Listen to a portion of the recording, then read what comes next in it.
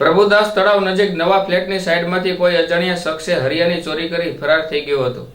સમગ્ર ઘટના સીસીટીવી કેમેરામાં કેદ. ભાવનગર શહેરના પ્રભુદાસ તળાવ નજીકથી નવા ફ્લેટની સાઈડમાંથી કોઈ અજાણ્યા શખ્સે સળિયાની ચોરી કરી ફરાર થઈ ગયેલ.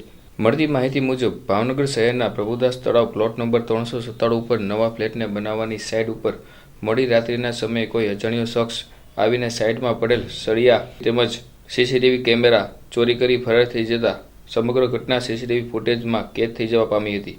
આ બનાવ બનતા ઘોઘા રોડ પોલીસને જાણ કરાતા પોલીસે આવીને તપાસ હાથ ધરી હતી.